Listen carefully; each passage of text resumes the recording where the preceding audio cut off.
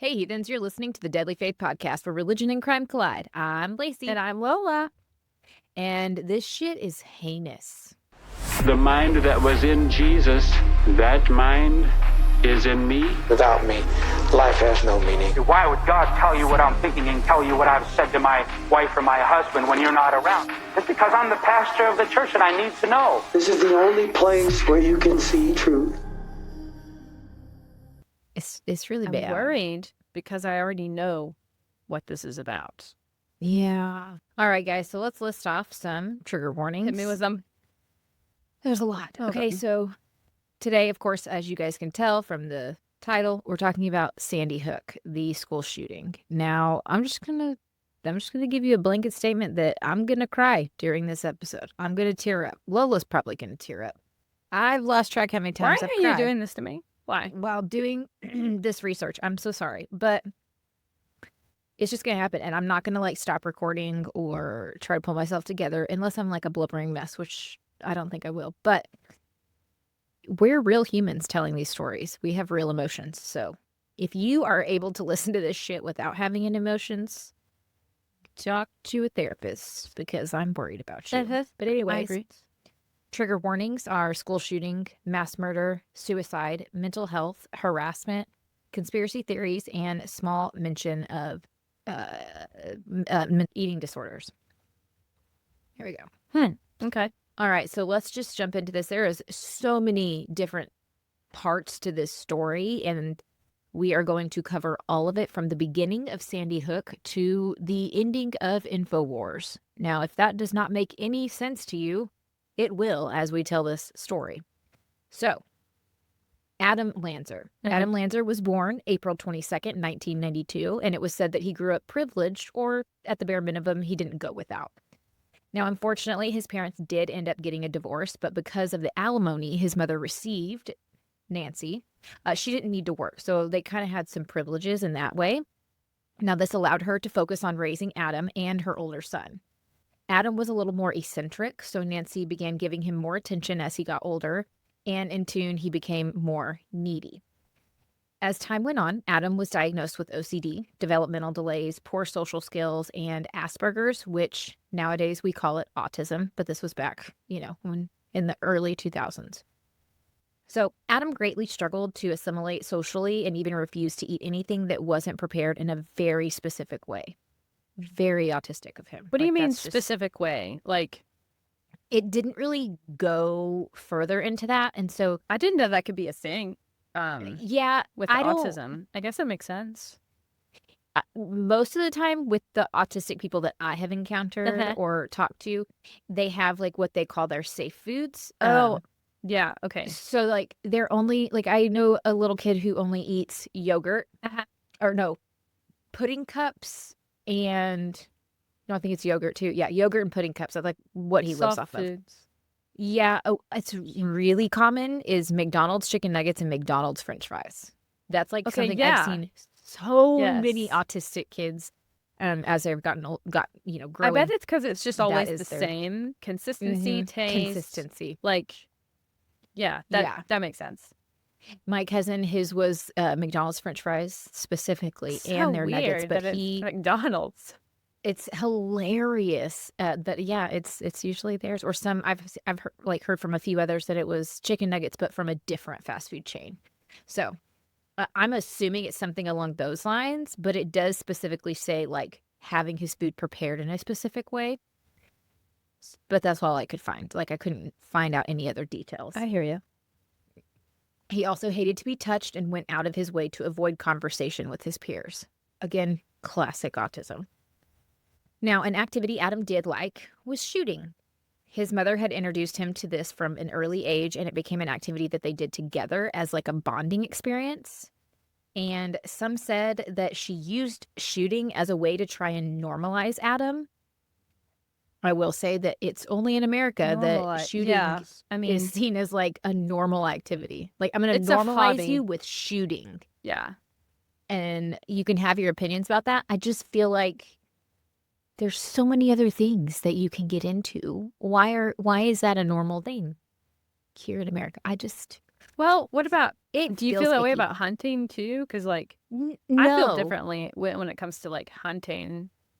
but it's a child. I do not, yeah, I'm not super into That's where I'm like, you're trying to children with normalize your firearms for child with anything, shooting. yeah. Exactly. Okay.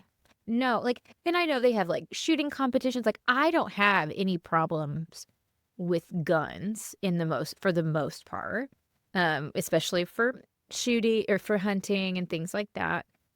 I just hate how big it's gotten in America and how people are so obsessed with them and how much gun violence there is. Like, it's insane. I hate how they take precedent over our children.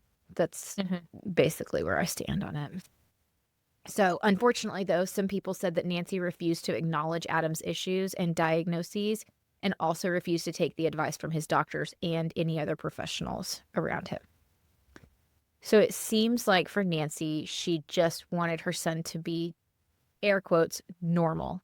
She wanted him to be as the same as his peers. She didn't want to embrace like the differences of his autism or struggles. And so I think, this is just my opinion, but I think she was just trying to normalize him as much as she could and not face the reality of who he was as a person. Yeah. Now, because of Adam's early exposure to guns and consistent practice at the range, he became a very proficient shooter. And what's even worse is the fact that he became fascinated with them. So, this is not surprising.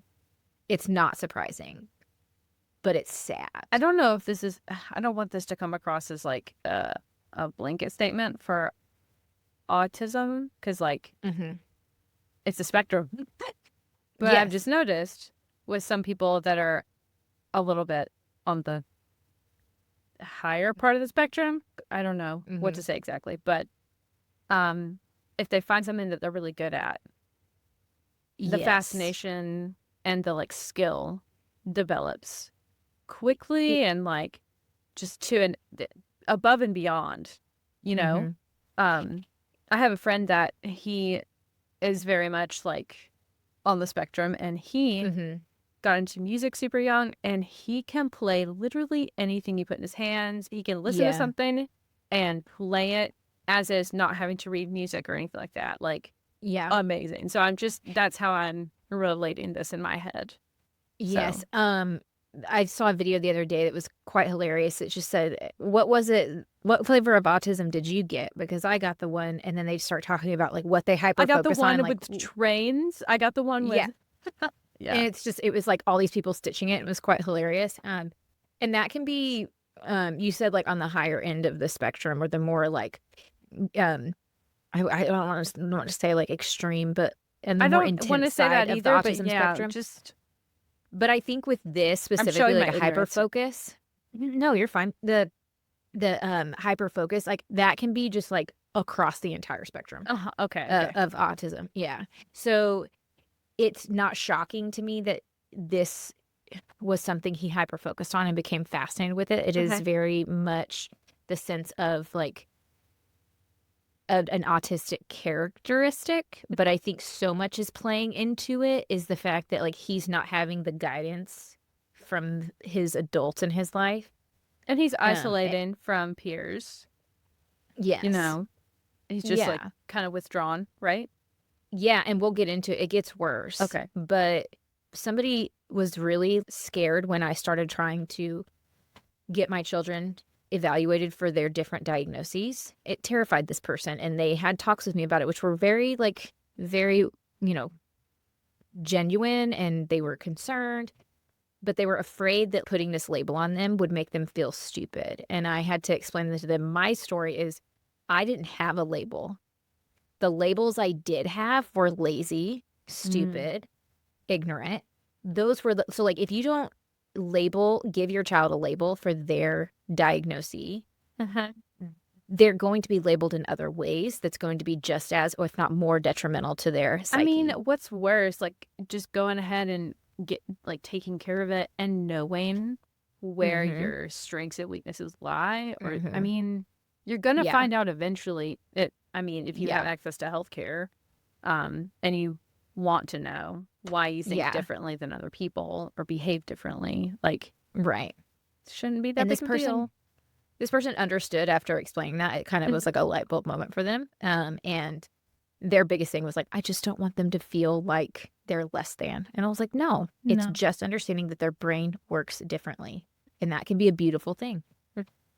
You know, that's just all it is. Okay, back to Adam. So eventually, Adam begins struggling in school and comes to a point where he ends up dropping out. After that, Nancy doesn't try to get him back enrolled or anything like that. He also starts to withdraw from the whole world around him and increasingly becomes more and more isolated.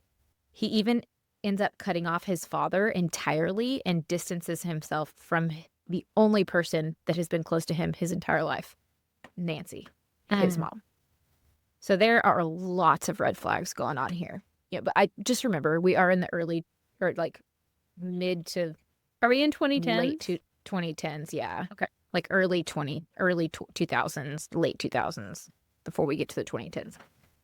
So after this, he spent most of his time in his room in front of a screen, either be it like the TV or the computer. As time went on, Adam grew deeply fascinated with spree killings and began consuming every bit of information on every single one that occurred. Was he playing was- like video games or like watching anything specific? I don't know specifics on like what he watched on TV or if he was playing video games. My guess is yes, he was playing video games. Okay. But we don't know to the extent and what specifically. Heard. Yeah. Now, he was so knowledgeable about these spree shootings that he would actually go on Wikipedia and correct the information that was listed. Yeah. What? He also became horrifically obsessed with guns alone, gun crimes, and school shootings, and started researching How school do you get shootings. into that? How does... I think it was just a slippery slope for him that guns went to gun crimes and gun crimes go to spree killings go to school shootings. It's like a domino effect, my guess, So we have a kid who had no help understanding who he is and why he's so different from his peers. He has no friends and no social life. He's struggling with anorexia that we do find out later on. Okay. He's obsessed with guns, gun crimes, spree shootings, school shootings, all of the above. He despises his community and he feels utterly rejected by them. He is actually very hostile and extremely angry. This altogether is a horrific combination. On top of all of that, Nancy decided that it was time to move, and professionals say that this could have filled Adam with a lot of dread. If you're on this spectrum, like you love consistency. You Change love a is schedule. so difficult in general, but like being on the spectrum and then experiencing a big change, like a move. Ooh. Mm-hmm.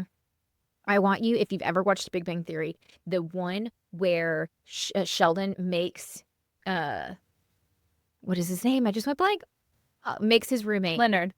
Leonard, yes. He makes Leonard wear the wool sweater until he can get the DVD returned. And he's like, I just want you, like, that's what it feels like inside of me. That's a really good example of like, Wow. this kind of change can be very upending for somebody on the spectrum. Okay. Now, in one documentary, someone said something that stuck with me. They said, there's something about cold mothering, but there's also something about giving in to a child all the time. Okay. Now, they're referencing Nancy. Okay. Like she did give him whatever he wanted. She didn't push him to get back in school, kind of thing. And this seems exactly like what she did. She didn't want to acknowledge his neurodivergence or other issues and instead chose to ignore it and give in to anything and everything he wanted without creating any kind of boundaries for him. But also, listen, I'm not victim shaming her. Spoiler alert. Okay. She does die. But I'm not victim shaming her. I understand that raising somebody on the spectrum can be extremely difficult. I've seen it. My cousin's autistic. I worked with him. I've worked with many autistic children when I, years ago. I understand that, like, the advice that I would give these parents, I would say, like, this is the advice I'm giving in to help with this specific thing. But I understand that, like, for me to say that is so fucking easy. But for you to actually be able to implement it and do it with your child on a regular basis is extremely hard. And the reality of the situation is very, very difficult. And I can see in the early 2010s There's still a that reluctance she, towards like mental Ye- health yeah, treatment or like even acknowledging everything. So, yes. And I can understand her desire to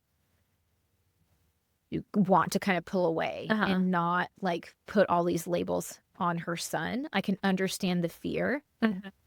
So I'm not victim shaming her, but it does, I feel like personally, in my opinion, does play a huge part into the downward spiral of Adam, if that makes sense. yeah.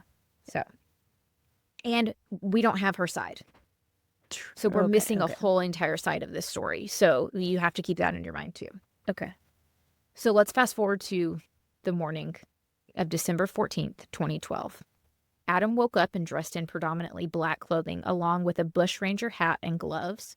He then entered his mother's room as she was sleeping. He raised a .22 caliber gun and shot her at close range multiple times, killing her while she slept. Do we know how many times? It just said multiple. Okay. In the head. Like, killed her instantly. He then loaded up a Bushmaster X15, Glock 10mm, Sig Sauer 9mm, a shotgun, and a massive amount of ammunition into the trunk of his mother's Honda Civic and drove to Sandy Hook Elementary. No one is sure why he targeted the elementary school or specifically like just Sandy Hook, but I did find in one source that he did attend Sandy Hook Elementary. So there could be some reasons. I wonder if he had a bad experience there, maybe. In my opinion, I could be wrong, but I think that elementary was where he started to realize just how different he was from his peers. Oh. Yeah.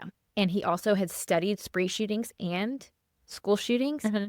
And a lot of psychologists will say that like somebody who does one of these types of shootings is very narcissistic and they want their like 15 minutes of fame and they want people to never forget them. Like they feel like a wallflower and they want people to like, you will never forget my name. So he's done all of this background and he knows that nobody has done a school shooting in an elementary. Oh, so shit. What better way to get his name known for eternity I see. than to target. And not only in elementary, but an elementary he went to. Could he have had a bad experience? Sure. Could he have gone there because he was familiar and he knew which way to go and like the layout of the school? Could have been all of those things. It could have been everything. So your guess is as good as mine. Now, Sandy Hook had an electric lock on the front door that automatically locked at 9:30 a.m. Adam arrived at 9:34 a.m. and approached the school armed with every gun he brought except the shotgun he left behind in the trunk. When he got to the front door, he found it locked, so he shot the glass panel beside the door 8 times and gained entry to the school. At the sounds of the gunfire, the school principal, Don Hawksprung, and school psychologist Mary Sherlock go to investigate. Originally, Principal Don had told everyone to stay put, but Mary followed her to help. As both women leave the front office area and enter the hallway, they come face to face with Adam, and before they could react, he shoots them both. Unfortunately, neither of them survive.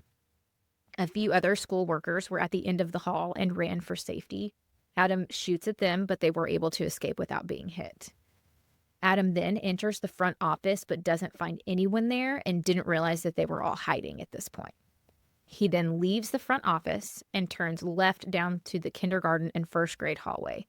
So I say left, but it's like you're walking in the front door. It's the hallway to the left. The office is kind of right there to the right. So he comes out and he just goes down that left hallway. At this time, someone called 911 to report the shooting. It was about 9:35 a.m. The first classroom he enters is classroom 10. A first grade classroom whose teacher was Victoria Soto. Jesse Lewis, a fellow classmate, saw the man with a gun and yelled, "Run," to his classmates. At that moment, kids began running and a few were able to escape out the door. Unfortunately, though, many others weren't so lucky. In that room, Adam first killed Victoria Soto, the teacher, and Anne Marie, the special education assistant for Dylan Hockley. Hours later, when Dylan's parents came to see him at the morgue, they told her not to touch his body as she wouldn't like what she felt due to how he died. Apparently, Anne Marie had used her body as a shield for Dylan, but because the power of the gun, the bullets went through her and into Dylan. They also recovered bone shards belonging to Anne Marie inside of Dylan's body. I'm assuming the reason they suggested she not touch him was because he probably experienced rapid rigor mortis. Now, that usually happens when you die in a way that your body is tensed up at the time of death, and it literally just pushes rigor mortis. Like, it triggers rigor mortis instantly. And they did find him wrapped and clinged to Anne Marie's body, and they had to pry them apart. So, Adam also killed Jesse Lewis, Abigail Richmond, Allison Wyatt, and Olivia Engel in that room. He then leaves room 10 and enters classroom 8. Since this class had enough time to react to the situation, the classroom substitute teacher, Lauren Rose, which I think she was still a certified teacher, but I think the original teacher was on like maternity leave or like leave for a surgery or something like that. And so she was the long-term substitute. She was able to pile all her students into the small bathroom in the corner of the classroom. When Adam entered and didn't see any of the students, she tried to tell him that they were at the gymnasium, but he just shoots her and the behavioral specialist, Rachel Davino. He then enters the bathroom of the classroom and finds all of the children. He pulls the trigger and ends up firing 80 rounds into that small room, killing all of the children except one little girl that miraculously didn't get hit. In room 8, Daniel Barden, Charlotte Bacon, Josephine Gay, Madeline Sue, Catherine Hubbard, Jace Kowalski, James Madoli, Ann Marks Green, Grace McDonald, Jack Pinto, Noah Posner, Carolina Pervadely, Emily Parker, Jessica Ricos, and Benjamin Wheeler all lost their lives. That was a heavy moment. I'm sorry. Maybe we should just take a breath real quick. I have not been able to type that out, research that, or say it without choking up every single time. It's gotta hit different with you being a mom.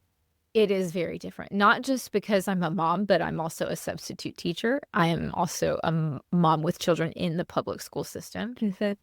And realizing that I would do the exact same fucking thing as these teachers, and it's not part of their or my job description to put my life on the line when a shooter comes in to my classroom. But would I do it? In a fucking heartbeat, I would. I would give my life for whatever fucking child is in that room. Ugh. I also have to say, I cannot believe that he moved so fast. It's so fast. Like, I cannot believe there was a survivor in that bathroom. I don't know their name. It's never been listed anywhere, and I didn't dig deep for it at all, because if they don't want it to be known, then they don't need to have it. It doesn't need to be out there. But I was shocked that there was a survivor in that bathroom, and I cannot imagine the trauma and the turmoil that person is still going through. For all of your dead classmates, and you're just a child in the middle of it. It was piled. It was bodies just piled up. The investigators didn't even realize it was a fucking bathroom because there were so many dead bodies when they walked into it. And this child was somewhere in the mix of that. Fucking horrific. Now, Noah Posner's parents could only see him from the nose up, as he had a gunshot wound to his mouth, and the coroner didn't want them to have to see his body like that for the very last time. So a lot of these parents were only able to see their children as parts of their children. They couldn't see them as a whole. Some of them are being told you can't touch your child because you're not going to like what you feel. And I know I'm going into a lot of fucking detail with this, but I have a reason, because we're going to be talking about Alex Jones. And so I want you to sit with the heaviness of what this fucking did to these parents. And it just exponentially makes you want to punch this man in the face later on. So Adam then left room 8 and re-entered room 10. It was 9:40 a.m. and the cops had made entry to the school again. The moment Adam realized cops had arrived, he shot himself in the head because he didn't want to be taken alive. The total shooting lasted only 6 minutes from start to finish. Do you have a body count? 26, including, That I think that includes his faculty? mom. Yeah. 26. And then I think that includes his mom, but doesn't include him. So 27, I think, total, including himself. And the faculty was 6 people. So 19 children died that day. In 6 minutes, 19 children lost their lives. In 2012, we're in 2024 now, guys. This was 12 fucking years when ago. I heard that this happened, I was 14, I think, when this happened. Yeah. And I just didn't know the details of it, but almost immediately as it happened, I did hear about articles saying like, oh, these kids were actors, or this didn't really happen, or it was a government setup. And like, getting into the nitty gritty of it right here, why was that the first reaction? Like, I don't understand. I'll explain it as we go further into it. Now, a part of this shooting that is just next level horrific is that right before Adam made entry to the school, the office had turned on the intercoms for the morning announcements. When the shooting began, no one turned it off, so the entire shooting was broadcast over the intercom to all of the classrooms. Students said that they could hear the screams of their schoolmates throughout the whole shooting, which was another layer of trauma to an already horrific situation. Somehow I was thinking some of them might get out of it without all that. No. There's interviews that you can watch, which we'll link on YouTube, of these children. They graduated last year. Some of the kindergartners and stuff had graduated last year. Yeah. And they're hearing their stories. And I don't understand how you can listen to children who have gone through active shooter situations and still be like, don't fucking take my guns, and not want any kind of gun,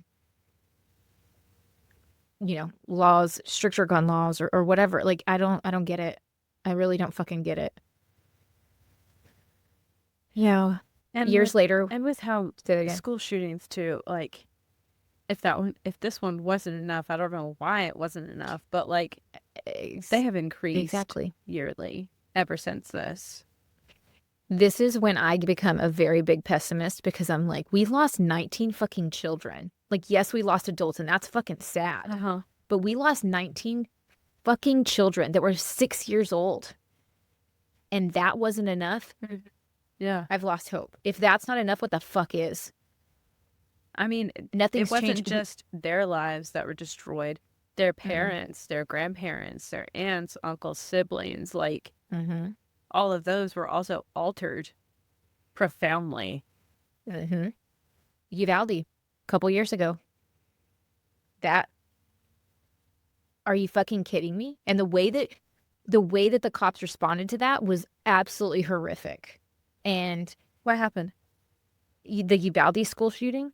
Is that the one where they didn't enter? Stood outside? As soon as they yes. got there? Okay, yeah. Yes. And then the parents, that one broke me in a way that no other school shooting has, because my parents actually used to live in Uvalde. Really? So like, there was a very small, but like a connection to that broke me, because I also know the families that like the type of families that live there. It's very, there's a lot of immigrant families that live there who are struggling to get by, and then we have this happen. Like, it was, yeah. Now, years later, one teacher was interviewed about the ordeal, and she recalled locking herself and her students in the small bathroom in their classroom. She said it was so tight and children were literally piled on top of another, and she was surrounded by hysterical children. In that moment, she truly believed that this was the end for all of them because she was a fellow first grade teacher that was like right beside where all the children were dying. And she decided that in that moment that she wanted all of these children to know that they were loved.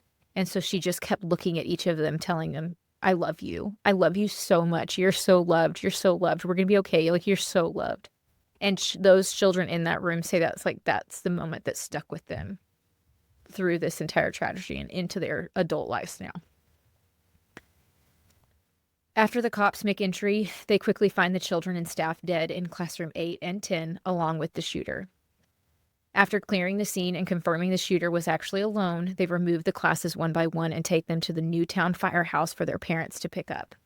All other schools in the district were put on lockdown for the rest of the day. As parents arrived at the firehouse, some of them weren't able to find their kids and were then instructed to put their kid's name on a sheet of paper. A little while later, those parents were approached by investigators and asked if their child had any identifying markers on their body.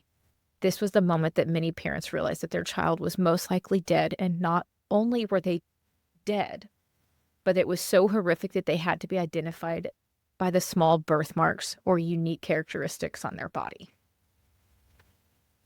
At 3 p.m., the governor got up to speak, and one parent asked if there were any more survivors left in the school. The governor couldn't bring himself to answer, so the parents just kept asking until he finally hung his head and said no. This was the crushing confirmation that 26 families would never see their child or loved ones again. Around 12 p.m., remember, the shooting happened from 9:34 a.m. to 9:40 a.m. Around 12 p.m. that day, Alex Jones made a statement on his conspiracy show called InfoWars, alleging that the Sandy Hook shooting was fake and orchestrated by the government as a way to push through stricter gun laws in the U.S. These children's bodies weren't even fucking cold, and this man was calling it fake. I had no idea that he did that the same day. Oh my God. Not just the same day, within hours. just over 2 hours. You piece of shit. Damn him. Now let's jump to Alex Jones and the shit fuck that he is. So Alex Jones was born February 11th, 1974. He got his start on TV on the Free Thinking Forum, Austin Public Access channel in Austin, Texas. It was easy for Alex to stick out due to his bold and honestly outrageous personality. He's basically the definition of like rage bait, is his entire personality. His face is always red, I'll tell you that. Oh, it's so fucking He's red. so angry all the time. And I tell you, I am not going to post on our Instagram a flattering picture of this man at all, whatsoever. Like I'm you gonna could make them find look one. Like you could really, seriously, agreed. But as many people thought he was funny, so he was able to garner some kind of following pretty always quickly. make the wrong people famous. That's what we're really good at. We really are good at that, and it kind of makes me think of the saying, like, you can't look away from a train wreck or a car wreck. Yeah, car wreck. You want to look away, but you just can't. Yeah. It's like you're hate watching the man, but the problem with hate watching a conspiracy theorist is like they can easily brainwash you, and he did. So some of his biggest conspiracy claims are that the government concealed or straight out lied about the Oklahoma City bombing, which we aren't going to cover specifically, but I will mention it in a case later on. Okay. And just like briefly go over it. But also September 11th was fake, according to him. The 1969 moon landing. I'm sorry. Fake. What? Oh, yeah. Pizzagate. Do you remember Pizzagate from Satanic Panic? Yes. Episode? Yeah. I was like, why does that sound familiar? Yep. Yeah. He was a big proponent of Pizzagate. Oh my God. And the 2020 election being stolen. He also said that they're turning the frogs gay. I don't like them putting chemicals in the water that turn the friggin' frogs gay. Do you understand that? Turn the friggin' frogs gay. Oh, yes, he is the one. They're turning the frogs So if you gay. don't know him from any other thing, you will know him from They're Turning the Frogs Gay. Which, okay, someone told me that there's merit to that. And I was like, Oh, yeah. There is. But yeah. There are a few species that are like, not gay, but like is it intersex where they can like be both? Yes. And then there's also some that are like they'll swing both ways. Yeah. And also Yeah, it's crazy. there was like, I don't know if this was confirmed, but like where chemicals were being dumped into a river, the frogs there that were like in their DNA were male Yes. had female parts. Oh, so I don't okay. know. So like chemically altering the genetic makeup of Uh-huh. like deformity. You know, like we mutation. it makes me think of Accutane. You take Accutane. Yeah. Though I don't know if you've ever seen the Oh God. pill. They're pill pop like the I've never seen the foil pill. pops. Okay, so it's a sheet of pills, and then you pop them out of the foil. Every single fucking pill has a picture of a pregnant lady with like the biggest X over it. When Oh. you get prescribed Accutane, you have to have 2 forms of birth control. Oh my Someone I know was God. like abstinence because we were Christians. So just like abstinence. They were like, "Ha, Not enough. what's your second one?" They were like, "What's your second one?" They forced her to go on it. They were like, "We will not prescribe this to you unless you are on birth control." Good God. And they made her take birth control with it because it is crazy how it will deform your child. And so it's like Yeah. the chemicals. Okay, yeah, there's chemicals in. Yeah, that could fucking. I believe Okay, that. so that's the only thing that he's ever said that maybe has merit. Otherwise, It didn't make them gay though. no. It just no, made yeah. them. Yeah. Yeah. No. Yeah, I get what you mean though. Otherwise, it's all false. He's a bullshit excuse Stupid. of a person. Okay, so in 2014, Alex Jones made the statement that no one actually died at the Sandy Hook shooting. He supported this claim by saying that the uniform crime reports showed no murders in Newtown for 2012. This claim is false and, quote, this is from Wikipedia, this claim is false and misrepresents the FBI report. In reality, because the Connecticut State Police was the lead investigator after the attack. The Sandy Hook victims were included in the Connecticut statewide records under state police miscellaneous instead of under the Newtown statistic for deaths. Gotcha. So it's just like that, like It's just a it's like the technicality. anti-vax. Yeah, it's just like the anti-vax where they read a study and think they know what it Oh my means, but God. they've taken the entire thing out of context. That's what he's done here. Now, in November 2016, Eric Lafferty, daughter of Don Lafferty, the principal of Sandy Hook, who was murdered, wrote a letter to Donald Trump asking him to denounce Jones after he went on InfoWars and praised Jones. Then, in February 2017, the Newtown School Board also wrote to Trump asking him to recognize the murders of 26 people at Sandy Hook and asked him to remove your support from anyone who continues to insist that the tragedy was staged or not real, end quote.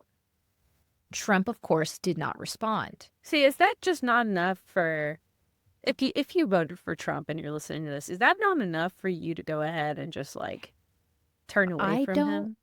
I don't know how many times I've said that. Like, is that not enough? How much Is more do that you not need? enough? Now, it was actually Alex Jones who made a video saying that the 2020 election would be rigged. And just 2 days later, Trump started spouting the same claim and ran with it throughout the rest of the campaign and even after. Alex Jones also raised around $650,000 for the January 5th and 6th rally for Trump, according to Wikipedia. Yeah, he also attended both rallies and even spoke at one saying, quote, "We have only begun to resist the globalists. We have only begun our fight against their tyranny. They have tried to steal this election in front of everyone. I don't know how this is all going to end, but if they want to fight, they better believe they've got one." During this speech, he also called Joe Biden a slave of Satan. Sorry. Yep. He also said later on, quote, "Whatever happens to President Trump in 15 days, he is still the elected president of this republic, and we do not recognize the communist Chinese agent Joe Biden or his controllers." What? I tell you, this man is biggest fucking idiot What I've ever is seen in my he life. on? Like, legitimately. Ego. He's on ego, money, and a power trip. He's got to be Like, on that's- drugs too. Oh, probably. I mean, he takes okay. He takes the crack cocaine. Yeah. In my opinion, allegedly. On January 6th, in the crowd, he yelled over a blowhorn that he saw over 100 members of Antifa in the crowd. Okay. Delulu has reached a new height. Yes. Yep. Another claim Alex made was that the Fukushima radioactive waste had made its way all the way over to California. This was before the election. It's like way. Does way he before know this, but- how currents work? Does he? Oh, it gets even better. So he said it's contaminating the air and the water. And after that, he sent out some of his staff to take radioactive readings across the coast of all of California. Well, after just a few videos, Alex called them and demanded that they stop posting these videos of these reports. Why, you ask? Well, because they all proved he was 'Cause wrong it's- and that there was no radioactive contamination. Wow. After that, he starts selling InfoWars Life, which was an iodine supplement he claimed could help protect you against radiation. That's not how that. Are you okay? So, Science is not science in here. what do you think his biggest motivator is? Money? Hey, ding, Money, ding, ding. power, status, fame. All of the Clicks. above. Mm-hmm. Yep. So, as you can tell, he's a pretty stand-up guy, she says as she rolls her eyes, and they finally get stuck in the back of her head like her mom always Is he wanted her to. religious? Yeah, He is? because he called Joe Biden a slave of Satan. He's like the weird Christian relative you have that follows QAnon or is QAnon themselves. Like that's him. Yeah. He's like religious in the Okay. Is he? He's not in your face religious, but he will say things like you're being demonic or they're demonically possessed or he's a slave of Satan. In my opinion, I don't know, and I don't think he's religious himself. Okay. But I think he knows that if he says stuff like that, it speaks to his audience base. That's true. Yeah. And that is kind of sad that is his audience base. He knows that the Christian or religious people that are on the far extreme side are going to be the mass amount of his audience. And that's a problem. Like that's something that we should look at as a whole when it comes to religion. Be like, okay, why is this Venn diagram a circle? Like I said earlier, Alex began lying about Sandy Hook just 2 hours after it happened by calling it a false flag. And over the next few years, he drilled this claim into his audience. He would say things like, quote, "My gut is with the timing and everything that happened that this is staged. And you know I've been saying the last few months, get ready for big mass shootings. And then magically it happens." He also said, quote, "Why did Hitler blow up the Reichstag? I don't know how you say that. To get control." I don't either, so. There you go. "Why do governments stage these things? To get our guns. Why can't people get that through their head?" He also said, "I watched the footage and it looks like a drill." He went on to say the whole thing was fake and didn't actually happen over and over and over again. He said it was classified as a, quote, "training exercise involving members of federal and local law enforcement, the news media, and crisis actors," end quote. And that one was from Wikipedia. Now, let's talk about the interview that exploded this entire conspiracy into oblivion. Who'd they interview? Now, the news was desperate for a statement from the parents of the children who died at Sandy Why, Hook. though? And Why?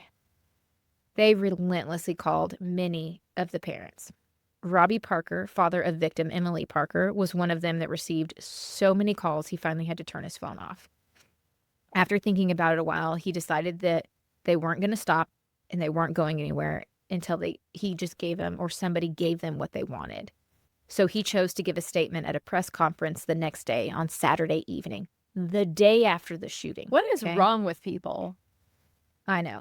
But I can understand like why he's like, I'm going to be relentlessly bombarded. I'm just going to take one for the entire Honestly, team here. yeah, I was going to say, Big Tramp moved there doing that Yeah. because that kind of takes everything off the rest of the parents and families. Like, I can tell you this was his biggest regret. oh God. And you'll see why. Now, like I said, his child was brutally murdered the day before, and he is literally in the beginning stages of grief. I don't even know that grief has hit him yet. It's still so fresh. And he said the reason that he wanted to do this was for Emily. He wanted everyone to know who she was and that she was more than just a victim of the shooting. So as Robbie makes his way to the mic, he nervously laughs and makes the comment that he's never done this before. Think laugh at a funeral type situation. Like, no, I'm I so know uncomfortable, exactly I'm what you're giggling. talking about. Yes. Because, like, okay, like you said, the grief has not, it's looking weird right No. now, okay? And how many times have I, in this podcast history, have I been like, I'm laughing because I'm uncomfortable. I'm not laughing at this, but I'm just like, it's so bad. Like, I don't know am what I to do. supposed to do with all this information? Yeah. No, I understand. It's Same. It's fine. Yeah. But unfortunately, this interview backfired on him. Because of that little awkward giggle, Alex Jones and many others accused him of being an actor, and the harassment started just 48 hours after the interview on CNN. They even created a Facebook memorial page for Emily after the incident, and it became a place for these conspiracy kooks to spew their vitriol. Shut the fuck up. Now, when I tell you this gets fucking horrific, this is awful. This is a 6-year-old dead, murdered child. And this is what they're posting on this fucking Facebook. I know where you live. Fuck you, motherfucker. I have a gun. I know your address. Emily is a whore. Liar. Robbie, you're the worst actor in the world. Yeah, they're talking about a 6-year-old. What the actual fuck? People are awful. And that's an understatement. I am physically sick at my stomach over that. After this, websites were set up to just destroy Robbie Parker, and it began to control his entire life.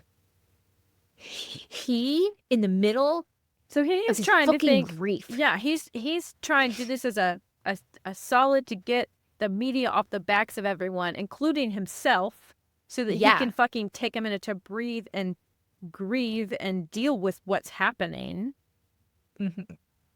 And then they turned it around on him. You forced his hand, and then you made him into a villain. Yep. When he didn't even do jack shit. He was just a normal human in an uncomfortable position. He lost his child. And then, after that, experiences some of the most horrific harassment for years. Spoiler alert. Fucking years to come. Is this still happening today? Please say no. Probably. Not as much, but Probably probably. Which fucking sucks. Leave him alone. I didn't think I'd have to write that one down for you to just be a nice Seriously. person. Yeah. Who the fuck raised you? Now, another victim, Noah Posner, his mom, Monique, did an interview with CNN at the memorial for all the Sandy Hook victims. In the clip, she's talking to Anderson Cooper. After the interview, Alex Jones takes the clip and slows it down to replay a very small section where Anderson Cooper turns his head, and apparently his nose like glitches out a little bit and disappears.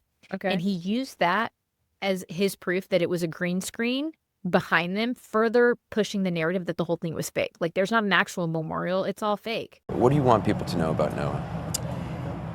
He was a 6-year-old little boy.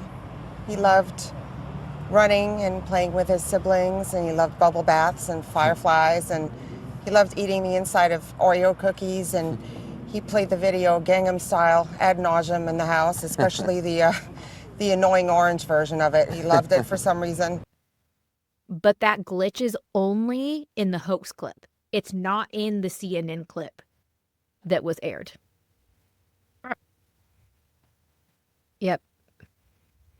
So again, this mother starts receiving vitriol, and then it just explodes into everybody experiencing this horrific harassment. What? Why? This speaks to our priorities, does it not? You know? Yep. Now, another man named Wolfgang Halbert, I don't know his real name. That's what everybody calls him. Okay. He was an ex-law enforcement for school safety. Not exactly sure what that means, but he's also another big denier of the Sandy Hook shooting. A resource officer? He's a resource officer. Which resource officers are real officers. No, yeah, they are. Yeah. But I couldn't find out within? specifics.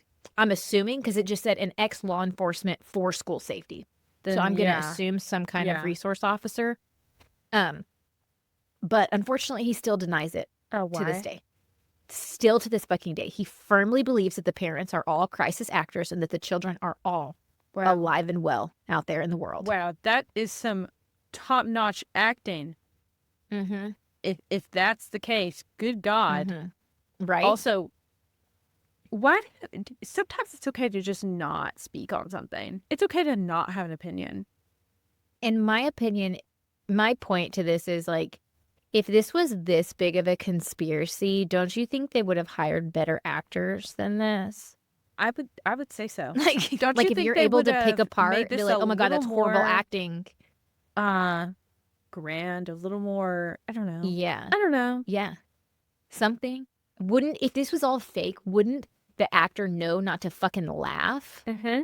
Because he'd be such a good actor. Uh-huh. Or maybe just Yeah. maybe he's not acting because he's a real fucking person who just had a real fucking tragedy. Idiots. Just we're surrounded by Beyond. idiots. Yeah. The bar is on the ground. Actually, it's in hell. It's not even here anymore. Here are some of his claims, questions, or pieces of evidence that he uses to push his theory that it was all a hoax. First is the fact that there was no trauma helicopters sent to the school on the day of the shooting. He continually questioned this to multiple people, but it has a simple answer.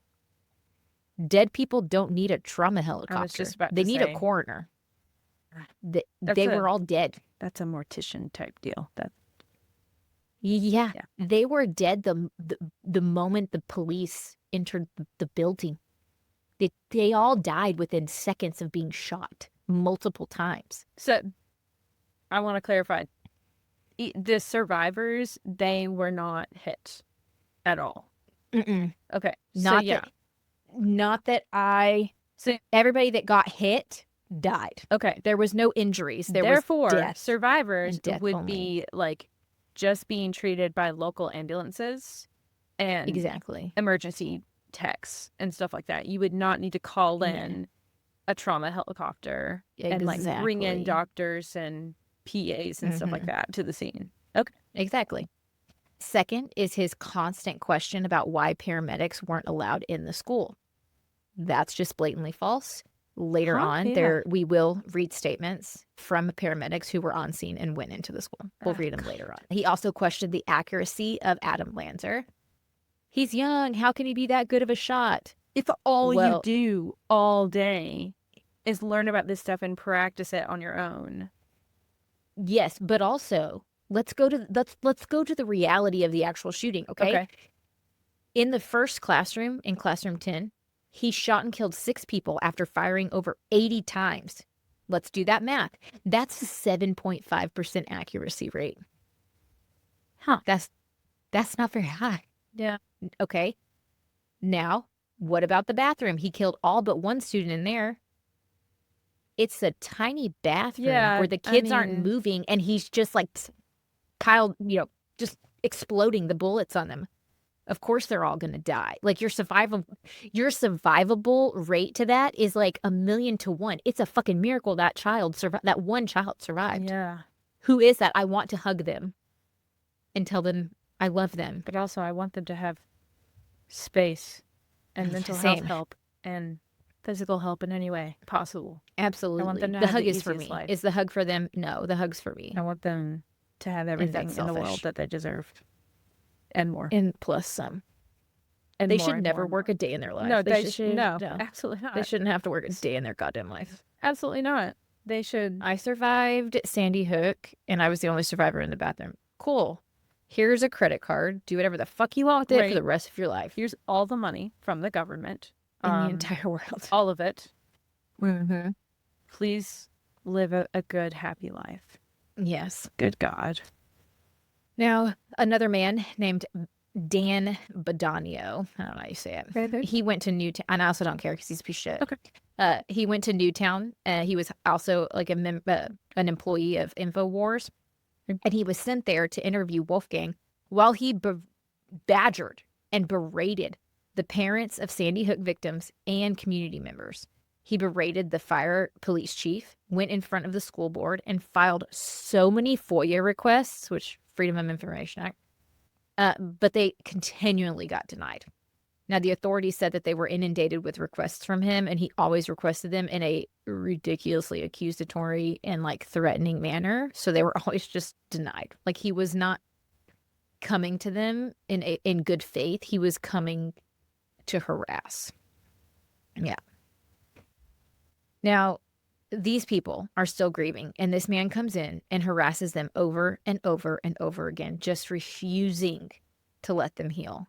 One woman, a mother of one of the victims, actually called it a death by 1,000 cuts. And that hit me deep. I was like, well, that's true. Yeah. I can't imagine.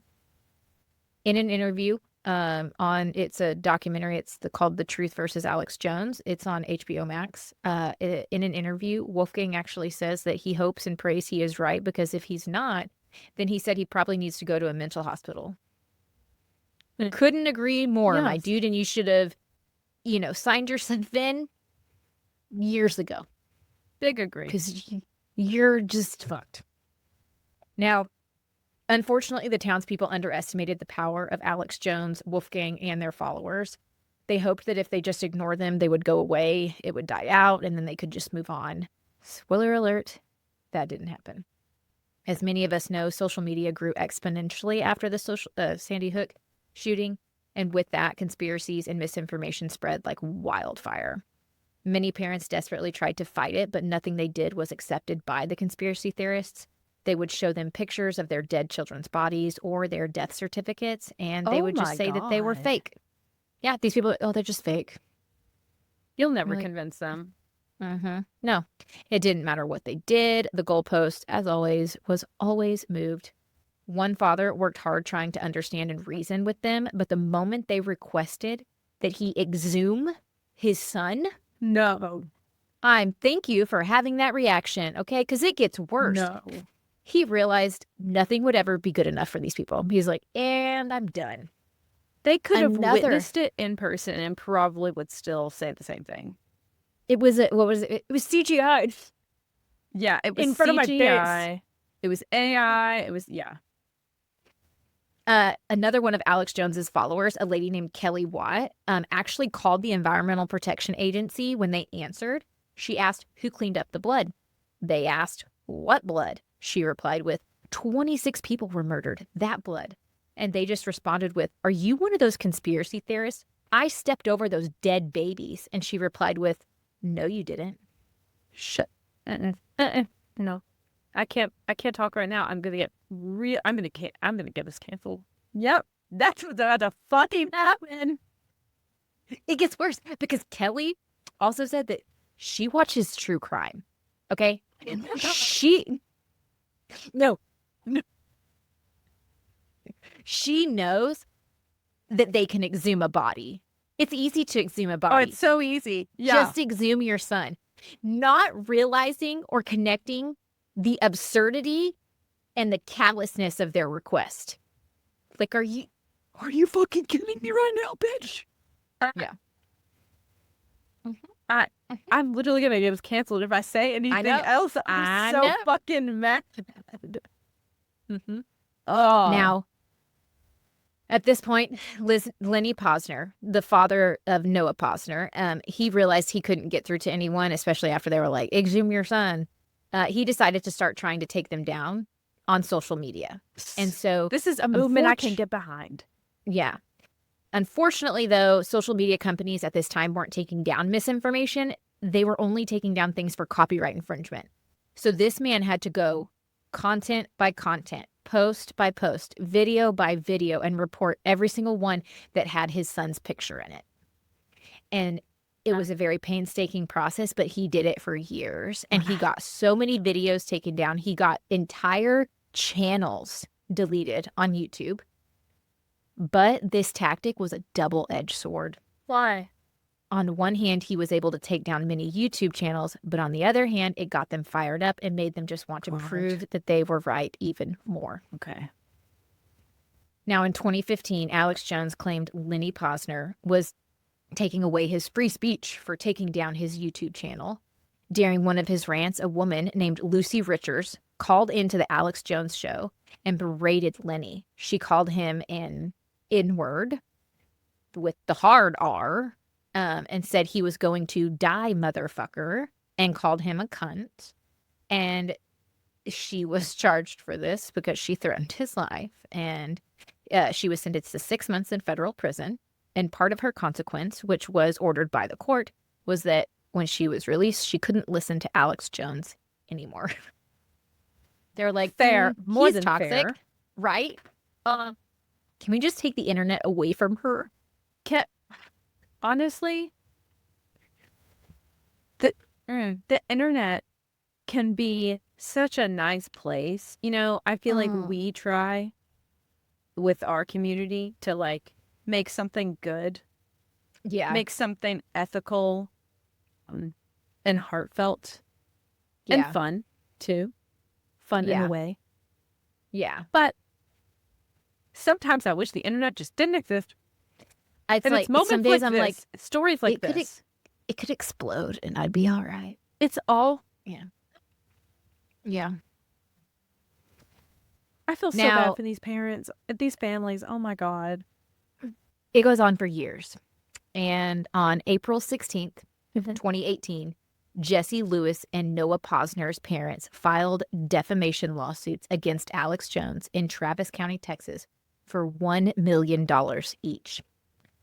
Now, the plaintiff's attorney said, quote, "This was the most egregious case of defamation in American history." Oh my God. Mm-hmm.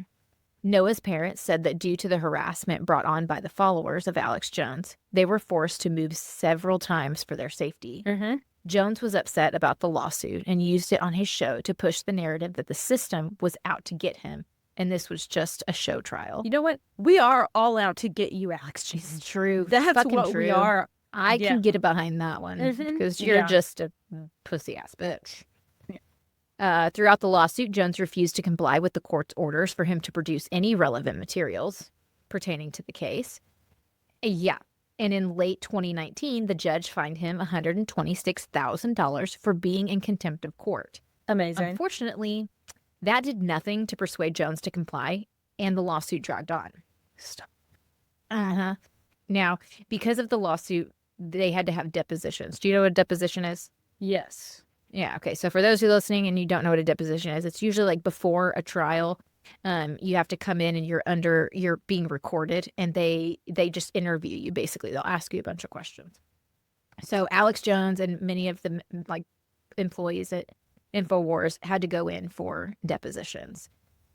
Now, Alex Jones was actually really excited to have his deposition and even said, quote, "People have lost the reality of what is real," and went on to try and claim that this was his free speech.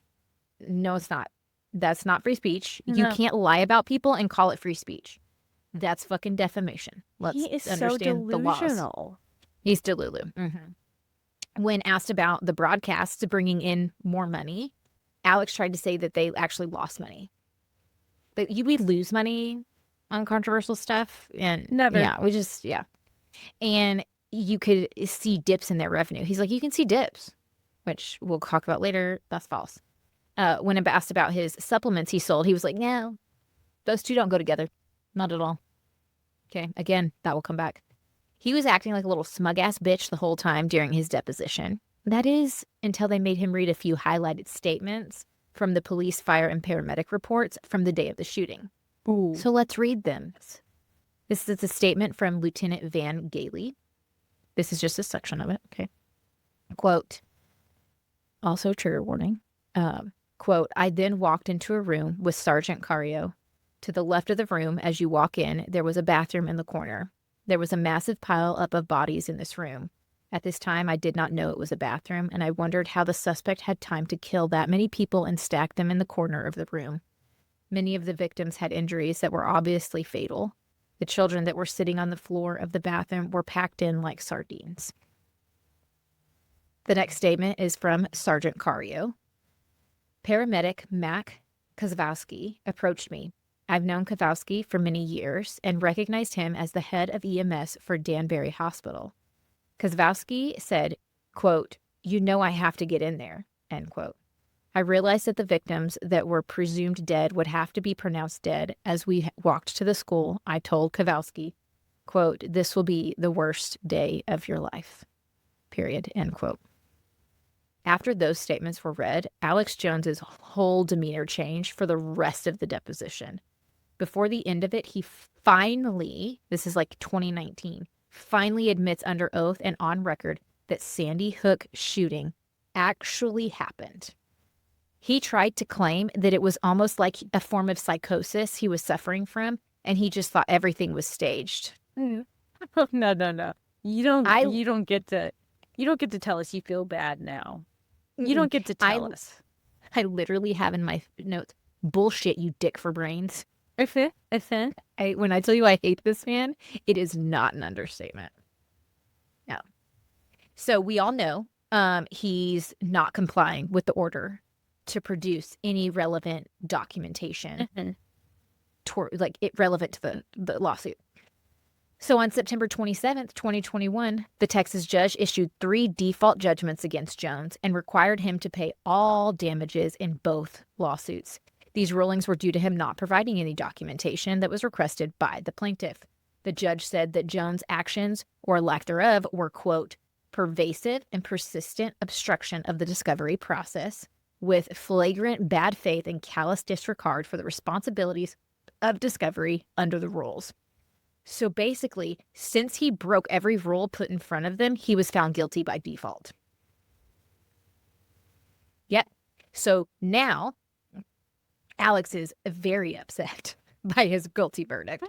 And he says, quote, "I didn't get beat in court. I was beaten by an organized crime syndicate." That's not real. Again, are you in psychosis, as you say? Yeah. Now, the only thing left to do is to have a trial to find out how much he owes. Think like sentencing trial after criminal is found guilty. Heard. They come back for a sentencing trial. This is what is going on, but instead of a sentence, they're getting the money that how much they owe. Now, the trial opened really strong with the plaintiff's attorney providing a statistic. 24%. 75 million people believe that Sandy Hook was staged or a lie. That's a lot of fucking people. Yeah. Now, during the trial, Heslin, one of the fathers, Jesse Lewis's father, testified and said that because of Jones's conspiracy talk, it fueled his audience and some of his followers, and they fired guns into his home and his car, along with a multitude of other harassments. During his testimony, Alex Jones actually wasn't in court. Instead, he was on InfoWars doing a recording, actually ridiculing Heslin and calling him slow. And he was implying that he was mentally handicapped. I feel like we can't get low. Every time I keep thinking we can't get lower than where we're at now. Oh, but it does. Yep. Jones missed court a multitude of times during the whole trial, and they used clips from his current recordings the day prior as evidence in the court trial for the day. And he just showed that he was still pushing the whole narrative that Sandy Hook was a hoax and that the whole trial was just out to get him personally. And it's a show trial. One day on his show, he even said that everyone in that courtroom, including the judge, was demonically possessed. And they showed that in the trial. The way the judge looked at this piece of shit was, it's like a teacher at the end of a school year with that one kid who has a bad family life, but they've been just a terror all year, and they're just looking at him it's like Jim on The Office looking at the camera after Dwight does some shit. He's exactly. That's all I'm imagining with the judge. Yep. Now, Jones ends up testifying and tries to say he did comply with the court's request for documents and even mentions that he's bankrupt. Now, the judge gets pissed and they excuse the jury and everything. And the judge gets on to him and she's like, "You are straight out fucking lying under oath. Yeah. You are under oath." She told him that it had been proven he had not complied with the request and that's why he lost the first 2 rulings. She went on to clarify that his bankruptcy was not adjudicated, so he couldn't claim he was bankrupt. And he was like, when she was getting on to him about the, like, you did not comply. And he was like, well, I believe I did. And she goes, your belief does not make it fact. And then she kind of giggles and she goes, that's why we're here. That's it. That's the one. Oh, So so fucking good. funny. Now, Where's that judge? dear- Can I send her a candy basket or something? Right. During Jones's testimony, he was asked again about not submitting the requested phone records of his text messages pertaining to Sandy Hook. Jones confirmed in an earlier deposition that he himself went through his phone and didn't find any texts with the word Sandy Hook in them. But then the lawyer drops a bombshell and shows proof he actually had Jones's text history for the last 2 years. Jones tries to make a big deal about it, saying, oh, see, you have them. So why are you saying I didn't comply? And the attorney drops another mic by telling him that his lawyers accidentally sent over 2 years of his text history just 12 days before the trial started. Those attachments? All the emails? There was attachments to emails, which was his entire fucking text Y'all history. some dumb bitches. Mm-hmm. Now, these attachments also showed some very interesting other things. Now, let's talk about that. So his attorneys turn over emails to the plaintiff's attorneys, but didn't realize that they held valuable information. Some of the emails had attachments that showed the growth of InfoWars. Now, with these graphs, they were able to track that when Alex would read stories about Sandy Hook, they would get a massive boost in traffic to their website, which would then inundate the visitor with ads to the InfoWars store, where they sold things like DNA Force Plus. Okay, which translated into more sales for them, right? So they tracked that on these days where Alex would comment or talk about Sandy Hook being fake, their revenue for the next day would jump up dramatically. So, for example, on September 24th, 2014, they posted an article saying that FBI said that no one died at Sandy Hook. Their revenue for that day specifically was $48,229.61. God. The next day, their revenue was $232,825.10 on September 25th. Because, you know, like you post, especially like websites, like it takes a while for it to start reaching the masses. Yeah. So it's normal to see like, okay, whatever you post today, whatever my revenue is tomorrow, I go back a day to see what, like, where that traffic's coming from. And it was always Sandy Hook shit. So he knew that in order to make the big bucks, keep spreading this conspiracy shit. Yeah. Alex Jones's dad, his fucking dad, even admitted in a deposition that when they saw astronomically high spikes in revenue, that they would track what Alex had been talking about the day before and try to emulate it. Yep, meaning they were spreading this Sandy Hook is a hoax bullshit. Caught. For money. Caught. Red-handed. That was it, period. And they go through this when Alex Jones is testifying in the trial. And the reason that they're not trying to decide whether he's guilty, he's already found guilty. So what was the whole point of the plaintiff's lawyer in pointing out all of these details? To show that Alex Jones is nothing more than a big, fat, no-good liar. Mm-hmm.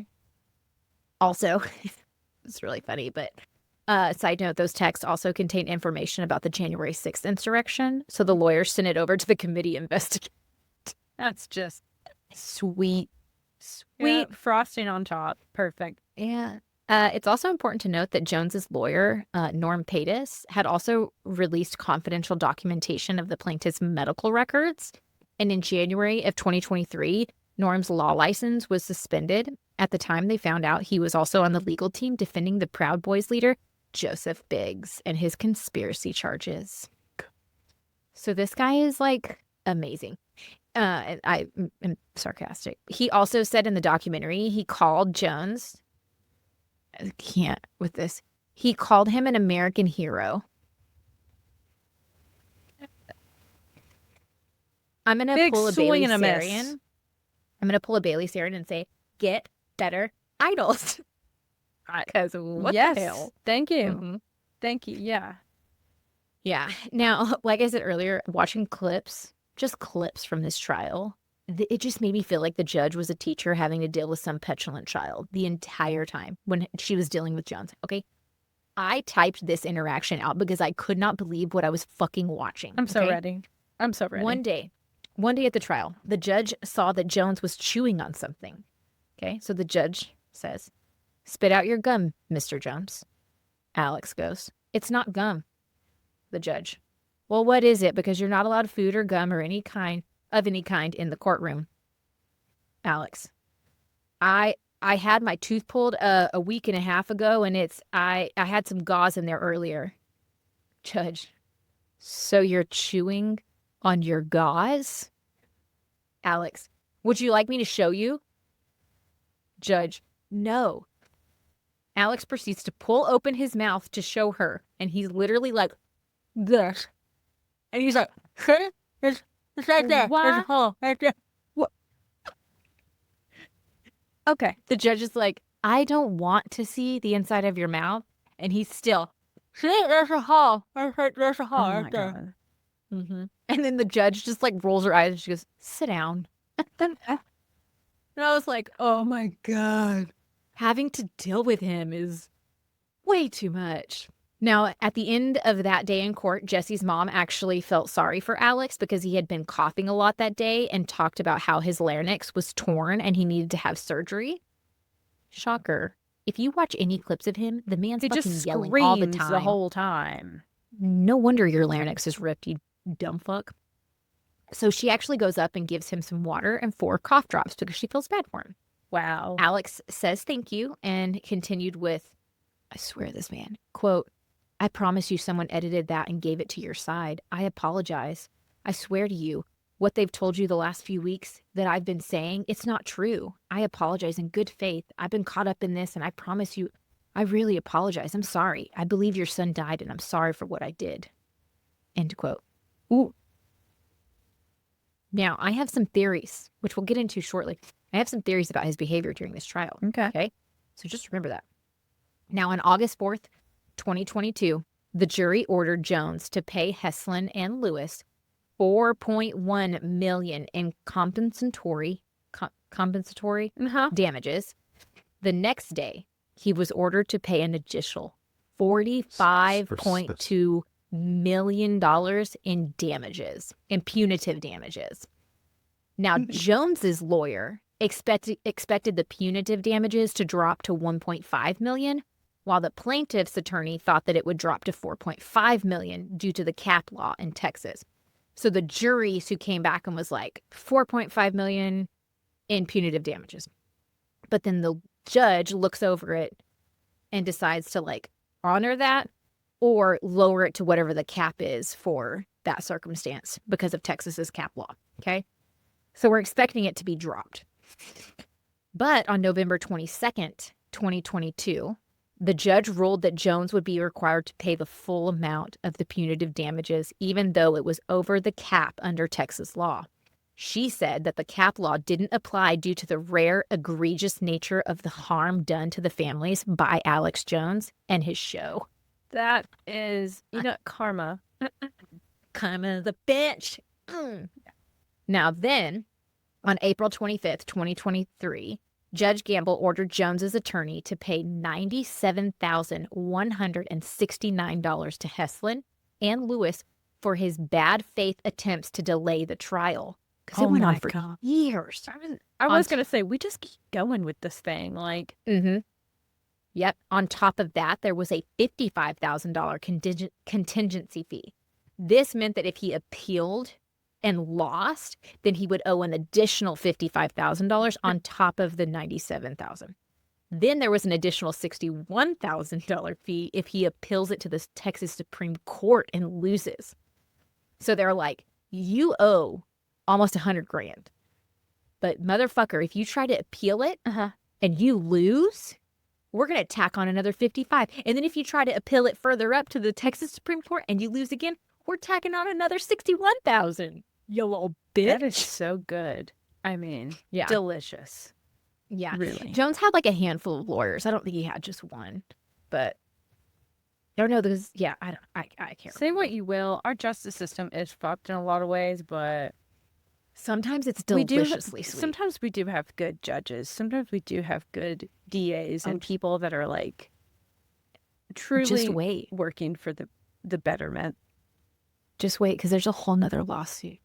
You ready to hear about the second lawsuit? Yes. Oh, girl. So we're going to rewind a little. It was either May or June of 2018.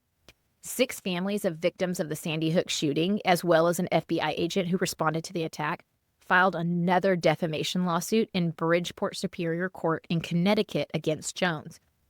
They filed this lawsuit within just a few weeks of the other 2 families filing their lawsuit in Texas.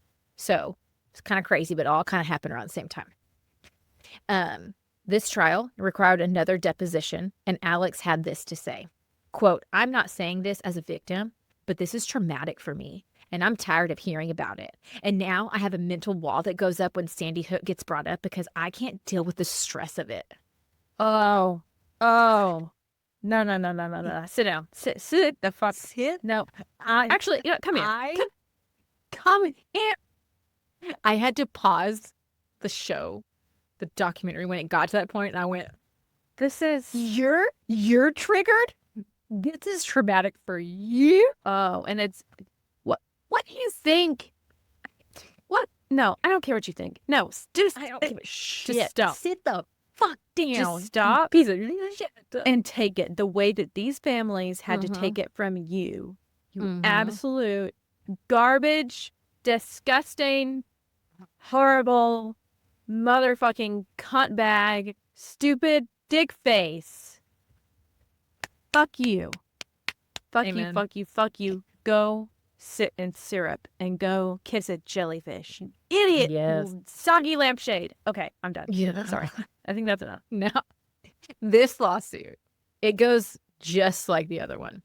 Jones refused to comply with demands to provide documents, so he was found guilty by default. But when it came to this trial to find out how much he owed, he acted very differently than he did the first time around. Okay. So for this trial, the court ordered him to be present. He was subpoenaed. And so he had to be there for every single day. And his demeanor, vastly different than the first trial. The first trial, he was acting apologetic, still a cocky little fucking bastard for sure, but he definitely tried to come off as the nice guy that was just misguided. But this trial, he had the ugliest look on his face. He looked constantly mean, like there was a corn cob or 6 shoved right up his ass the entire time. He was just angry. In my opinion, he put on a show during the first trial because he's already found guilty. So it's all about how much he owes. Yeah. So he's like, if I come off apologetic, if I'm like, I was misguided, like I really tried, blah, blah, blah, then I'm going to owe less. No. It did not work. And so now he's like, well, fuck it. Now I'm just fucking pissed. Like they are just out to get me. Correct. So he drops the act, and this is the real Alex Jones. Now, at this trial, we hear from multiple families. Frances Wheeler, mother of Ben, who died at Sandy Hook, was at a conference for families who'd lost loved ones to gun violence. While she was there, she was in the elevator, and her and a woman started talking. When the woman found out she was from Sandy Hook and she was claiming her son died in the school shooting, she called her a liar and said they staged the whole thing. Frances had to tell her many times it did happen and commented that the woman was what we would consider a normal person, showing that this misinformation knows no bounds. It doesn't care what degree you have. It doesn't care how much money you make. Like, you can all fall for some conspiratorial bullshit. The same way that you can fall for a cult. Like, it's all... Exactly. Mm-hmm. Yep. Another father was on vacation in Seattle when a man saw him while he was walking down the street and said, quote, "How do you sleep at night, you son of a bitch?" He was recognized as a father of a victim of Sandy Hook while he was across the fucking country on vacation. That's Meaning, horrifying. How much shit did he have to consume in order to recognize that man on the street? Thousands of miles and away? Feel the gall, to the audacity to want to say something like that to them. Yeah. This father also made a powerful comment at the trial that just like, I just have to quote him because it was just like, whoa. He said, quote, "My son died afraid and watching his friends die." That's I the thought I was past reality. the tears. I I know. thought I could get past it. I thought I was on to the angry stage. We're angry and sad. One lady said she stopped to get gas one day 2 years after the shooting, and someone came out and pointed at her and said she's part of the Sandy Hook hoax. Sandy Hook hoax.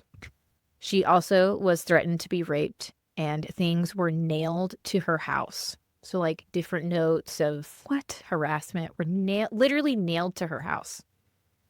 One father was told he would burn in hell. Someone also came to his house and demanded to see Ben because they knew he was alive. Literally, a stranger's knocking at your door and saying, "Show me your dead son. He's not dead. He's alive." What? Why? Another family said that they had a letter sent to their home where the person said they peed on Daniel's grave because they didn't believe he was buried there. Another letter said that they were going to dig Daniel's grave up to prove he wasn't there. Robbie Parker, the man who did the interview, had made a quote during the trial and said, or during the documentary, and he said, quote, "I already feel like I failed Emily in life because I sent her to school."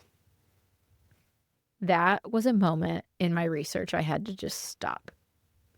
And that is a really heavy thing for parents to have to deal with nowadays, that I already feel like a failure because I sent my child to school.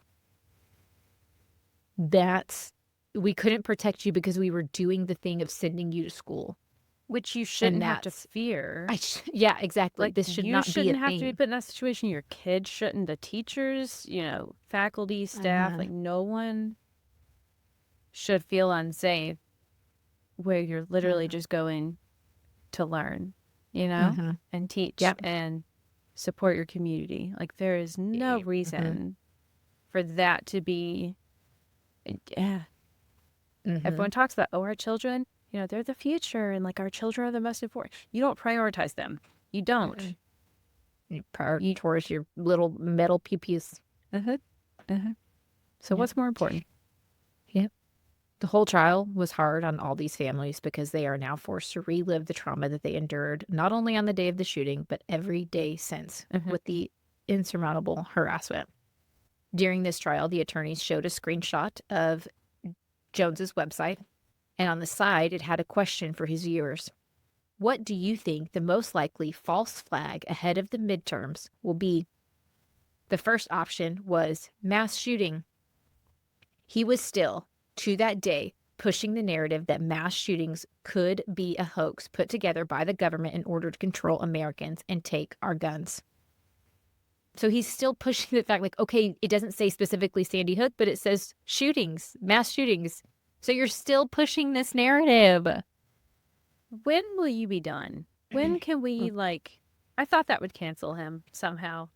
I thought many things would cancel him. Well, do you want to know what the jury awarded these families? Yes.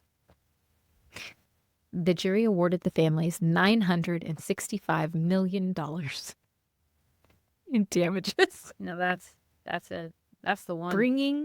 Bringing Jones's total to almost $1.5 billion. Now let's put that into a little bit of perspective for us here.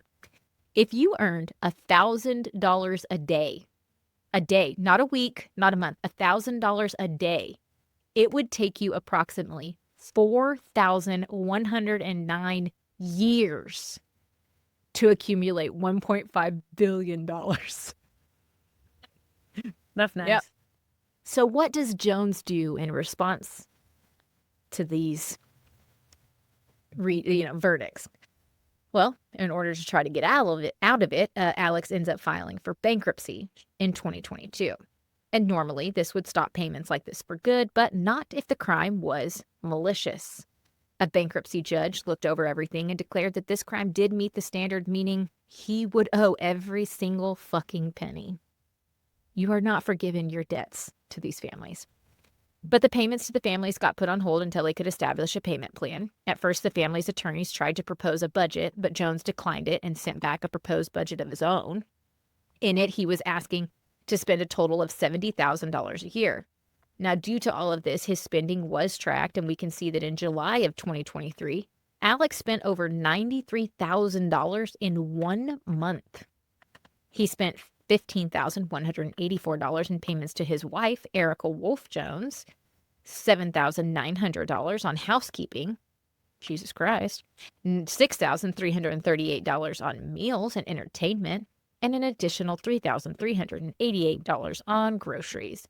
The family's attorney claimed that these were textbook fraudulent transfers. I couldn't agree more because I'm like, whoa, how are you spending $7,900 on housekeeping? Like, I know you own a big house, but like, what the fuck? Who cleaned your house? Can she come clean mine? Because actually, I don't want to pay that for her. I was gonna say, how do she's too you expensive. afford that? Like, And why are you sending payments to your wife? It's weird. Real fucking weird. that is So, yeah. odd. Wouldn't they share a bank account? I don't know. Or at least have access. Yeah.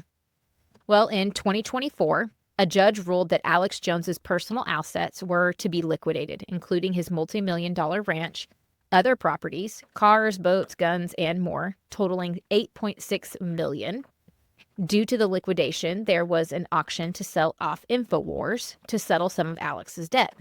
The only 2 bids in the auction were from a company called First United American Companies. They run Alex Jones's supplement website and who planned on keeping him on if they won, and Global Tetrahedron, a parent company of The Onion, a parody website that planned on kicking Alex Jones out and turning InfoWars into a parody website. First United American Companies bid $3.5 million, while The Onion's bid was only $1.75 million. But theirs included additional assets. The goal for The Onion was to end InfoWars and Alex Jones so that the fight could end and the families could be done, finally. The auction was a sealed bid, so neither party could see what the other was bidding.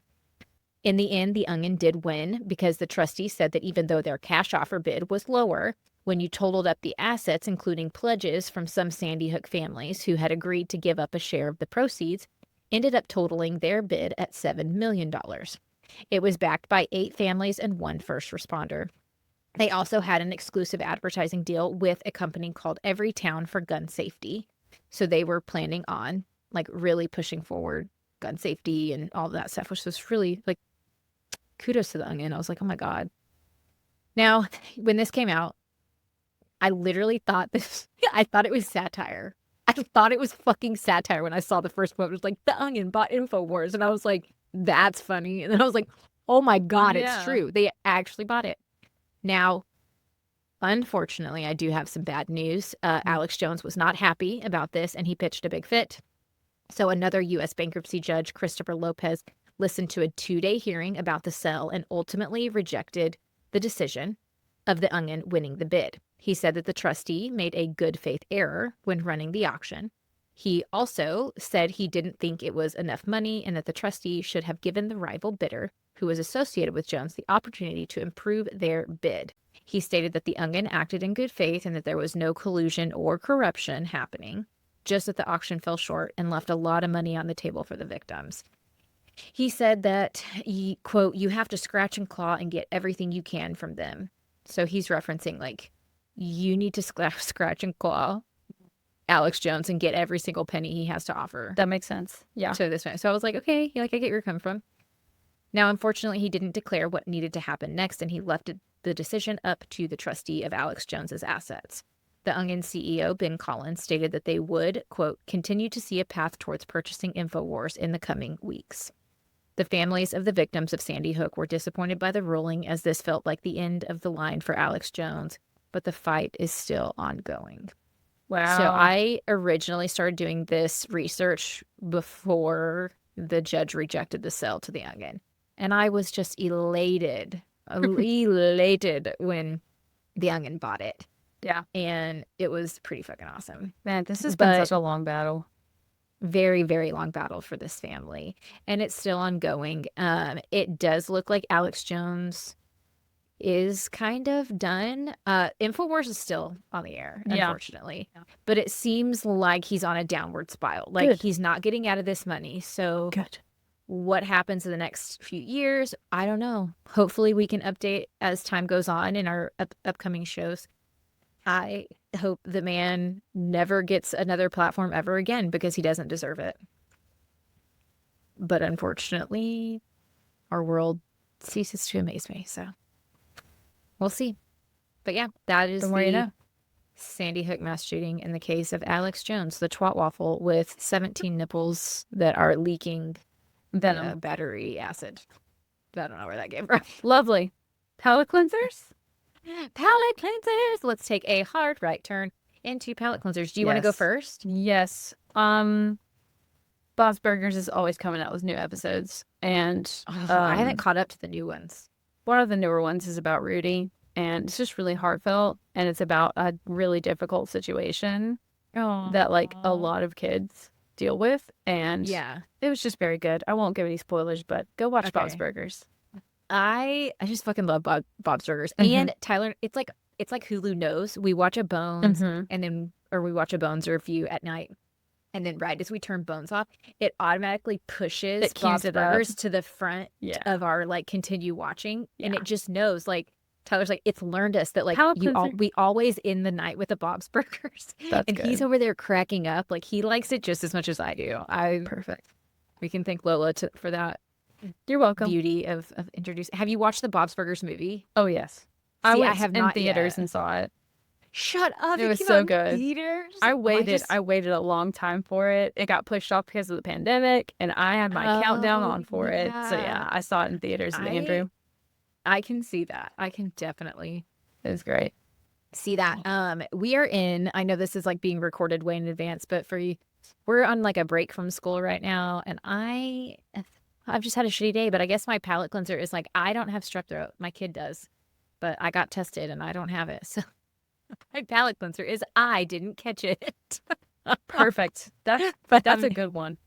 Fucking dying over here, guys. Also, chicken update. Our 3 little baby chickens. I don't think I've shared this on the show.